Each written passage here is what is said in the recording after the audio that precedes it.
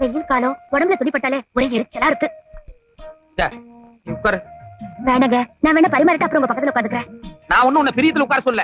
நீ குனிஞ்சிட்டு பரிமாற வேண்டாம். ஏன் குனிஞ்சிட்டு பரிமாறினா என்ன தப்பு? நீ குனிஞ்சிட்டு பரிமாறினா எனக்கு பிடிக்கல. வேணா உட்காந்து பரிமாறு. காமாலக்காரனுக்கு கண்டதெல்லாம் மஞ்சளா தான் தெரியுமா? என்னத்த காமால மஞ்சள்? பின்ன என்னையா உன் மனசு அலப்பாயுது. அதனாலதான் நான் சாதாரணமா பரிமாறினா கூட நோக்கு எப்படி இல்லாம தோன்றது. எனக்கு தெரியுண்டி, நீ இப்ப எல்லாம் பேசுவேன். இதனால நான் மாட்டேன். ஐயோ வேண்டாம் வேண்டாம், சாப்பிடுங்க. நான் ஒண்ணும் பேசல. சாப்பிடுங்கண்ணா.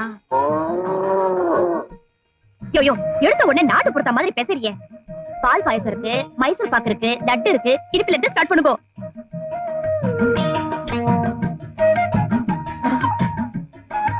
லைனா ஒண்ணுன்னா வாங்கோ. எப்படி இருக்கு வடை? சுமாரா இருக்கா? அன்னைக்கிடமோ மாமி இனிமே வடனால உங்க ஞாபகம் தான் வரும். பாக்கியராஜ் சாரின் படத்தை பார்க்கும்போது அந்த ஸ்டோரி நம்ம வீட்ல நடந்த மாதிரியே இருக்கும். அப்படி இல்ல